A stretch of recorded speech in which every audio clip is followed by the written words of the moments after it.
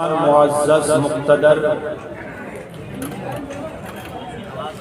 उलमाए ज़मील एहतराम खुसूसियत के साथ कायदे कौम व मिल्लत मुजाहिद सुन्नियत हज़रत अल्लामा मौलाना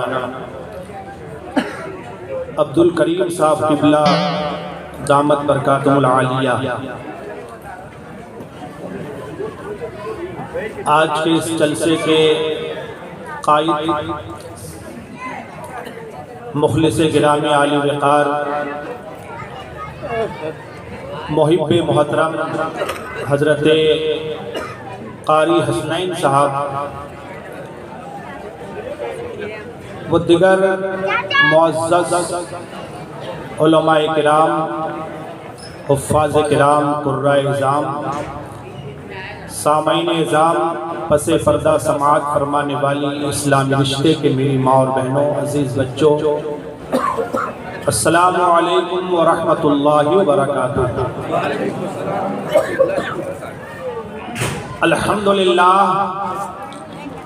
अल्हम्दुलिल्लाहि रब्बिल आलमीन वल आक़िबतु लिल मुत्तक़ीन वस्सलातु वस्सलामु अला अशरफिल अंबिया वल मुरसलीन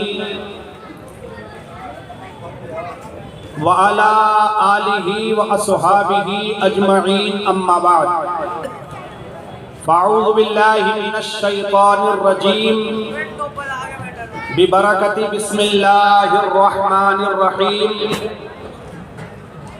वअमुर अहलका बिस्सलाति वस्तबिर अलैहा ला नसअलुका रिज़्क़न नहनु नरज़ुक़ुका वल आक़िबतु लित्तक़वा सदक़ल्लाहुल अज़ीम व सदक़ा रसूलुहुन नबियुल अमीनुल करीम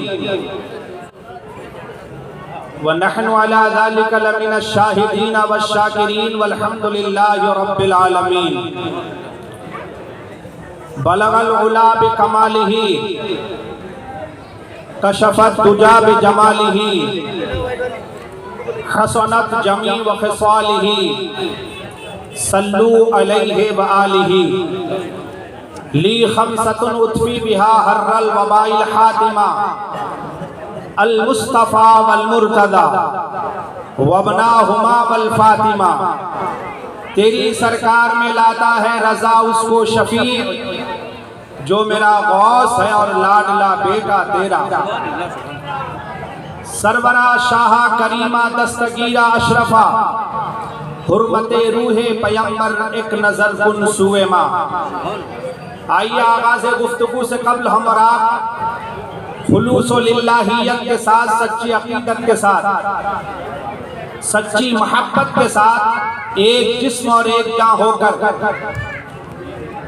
मदीने की जानिब लौ लगाकर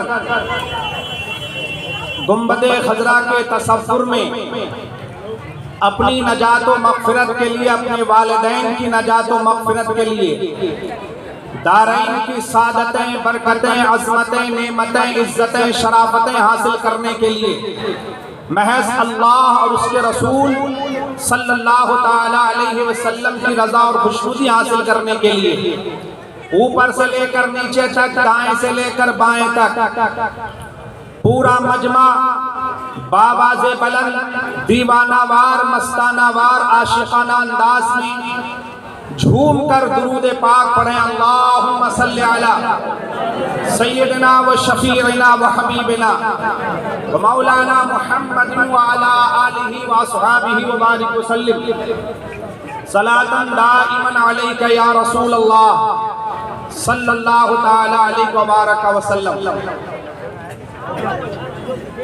मैं दिल की अथाह गहराइयों के साथ इस्लाहे मुआशरा कॉन्फ्रेंस करने वाले उन तमाम जिम्मेदारानों, ओहदेदारान और इस आबादी में रहने वाले उन तमाम अहले ईमान को दिल की अथाह गहराइयों के साथ मुबारकबाद पेश करता हूँ, जिन्होंने बड़ी मेहनत व मशक्क़त के साथ आज का ये अज़ीमुश्शान प्रोग्राम बनाम इस्लाह मुआशरा कॉन्फ्रेंस का एहतमाम और इंतज़ाम किया है। यकीनन वो सब के सब लायक मुबारकबाद हैं। मुझे उनके नाम याद नहीं, वरना मैं एक एक का नाम लेकर उनके हौसलों को और उनके जज्बों को मैं सलाम करता। बहरहाल मैं नाम लूं या ना लूं, जिनके नाम पर जलसा हो रहा है वो सबको जानते हैं। जिनके नाम पर जलसा हो रहा है वो सबको जानते हैं। मैं दुआ गो हूं कि अल्लाह ताला उन तमाम अहबाब को उनके हुस्न नीयत से ज्यादा अजर व सवाब अता फरमाए और उनके कारोबार में खूब खूब तरक्कियां अता फरमाए। और जितने भी अहबाब यहाँ तशरीफ रखते हैं, अल्लाह ताला हर एक को उनके हुस्न नीयत से ज्यादा अजर व सवाब अता फरमाए, सबके जायज कारोबार में तरक्कियां अता फरमाए। हजरात, अल्लाह ताला ने बहुत बड़ा एहसान फरमाया हम पर और आप पर कि हम जैसे गुनहगारों को, कमजोरों को अल्लाह ने ये तौफीक अता फरमाई कि दुनिया के लग़वियात और फजूलियात और बेकार के कामों से बचाकर अल्लाह ताला ने थोड़ी सी देर के लिए हमें और आपको इस मुक़द्दस महफिल में हाज़िरी की सादत बख्शी।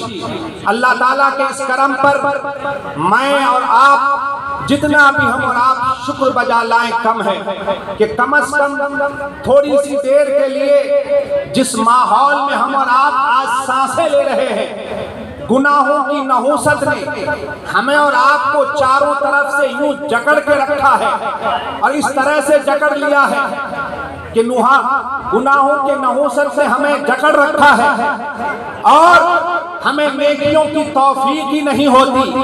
कम से कम अल्लाह ने इस बहाने हम पर और आप पर ये खास करम तो फरमाया कि थोड़ी सी देर के लिए हमारी और आपकी निगाहें, हमारे और आपके कान, हमारे और आपके हाथ, हमारा और आपका वजूद इस बहाने गुनाहों से बच तो गया, वरना आज के माहौल में गुनाहों से बचना बड़ा मुश्किल काम है। और जो लोग बड़े नसीब वाले होते हैं, सिर्फ नसीब वाले नहीं बल्कि बड़े नसीब वाले होते हैं जिन्हें अल्लाह गुनाहों से बचाता है। और जो गुनाहों से बच जाते हैं यकीनन वो बड़े नसीब वाले हैं। हजरात, इस वक्त आप भी बड़े खुश नसीब हैं कि अल्हम्दुलिल्लाह इस मुक़द्दस महफिल में हाज़िरी की सादतें और बरकतें आप हासिल कर रहे हैं और गुनाहों से कम आपका वजूद थोड़ी सी देर के लिए बचा हुआ है। मैं अल्लाह ताला की बारगाह में दुआ करता हूँ कि रब तबारक व तआला हम सब की हाज़िरी को कबूल फरमाए। जिस तरह से मेरे रब ने हमें और आपको इस वक्त गुनाहों से बचाया है, अल्लाह करे कि सारी जिंदगी अल्लाह ताला हमें और आपको गुनाहों से महफूज रखे और अल्लाह ताला हमें और आपको हुजूर सल्लल्लाहु ताला अलैहि वसल्लम की सच्ची गुलामी पर जिंदा रखे और हुजूर ही की गुलामी पर अल्लाह मुझे भी और आपको भी मौत नसीब फरमाए और कल क़यामत के दिन अल्लाह ताला मुझे भी और आपको भी हुजूर सल्लल्लाहु ताला अलैहि वसल्लम के दामने करम में छुपाकर बेहिसाबो किताब जन्नत में दाखिल फरमाए। इतनी हल्की आवाज में आप आमीन कहे हैं। अगर आप आमीन कहने पर आपको पैसा चाहिए तो अल्हम्दुलिल्लाह इतने पैसे मेरे पास हैं कि मैं आपको दे सकता हूँ, समझे? ना समझे कि खाली हाथ बैठा हुआ हो। अगर आमीन आप पैसे लेकर कहेंगे तो मैं पैसा देने को तैयार हूँ, मगर वो उजरत अच्छी बात नहीं है कि पैसा देकर आप आमीन कहें। खुलूस के साथ आमीन कहिए और याद रखिए जब आप इस महफिल में दुआओं पर आमीन कहेंगे तो सिर्फ आप ही आमीन नहीं कह रहे हैं, आप ही आमीन नहीं कह रहे हैं। वो जो एक मखलूक है, फरिश्तों की मखलूक, मियाँ हमारी तुम्हारी तादाद से वो ज्यादा यहाँ तशरीफ लाए हुए हैं। जब आप आमीन कहते हो ना, जब दुआएं होती है ना ऐसी महफिलों में, जब बंदे आमीन कहते हैं तो उनकी आमीन के साथ फरिश्ते भी आमीन कहते हैं और जिनकी आमीन फरिश्तों के आमीन के साथ मुताबिकत हो जाएगी यकीनन उनकी दुआएं कबूल हो जाएगी। लिहाजा मैं फिर दुआ करता हूँ कि अल्लाह मुझे भी हुजूर की गुलामी पर जिंदा रखे, आपको भी जिंदा रखे, और हुजूर ही की गुलामी पर अल्लाह ताला हमें और आपको मौत नसीब फरमाए। माशाअल्लाह। हजरात, मुझसे पेश तराफ हजरात ने माशाअल्लाह से बड़ी शानदार नातें सुनी हैं।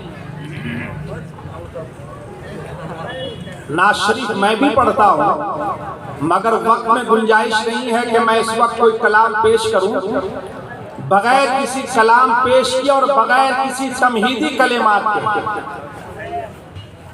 कुरान मुकद्दस की जिस आयत करीमा की तिलावत का मैंने शरफ हासिल किया है, अल्लाह ने मुझ पर करम फरमाया कि आपके दरमियान अल्लाह ने मुझे कुरान की एक आयत पढ़ने की तौफीक अता फरमाई, और आप पर भी अल्लाह का बहुत बड़ा करम हुआ कि जिस माहौल में आपके कान इस वक्त गाने सुनने के आदी हो गए हैं, गालियां सुनने के आदी हो गए हैं, गीबत और चुगली सुनने के आप आदी हो चुके हैं, नाजायज और हराम कलेमात और गुफ्तगू और चीजें सुनने के आप आदी हो गए हैं, ऐसे माहौल में अल्लाह ने आपको कुरान की एक आयत सुनने की तौफीक अता फरमाई।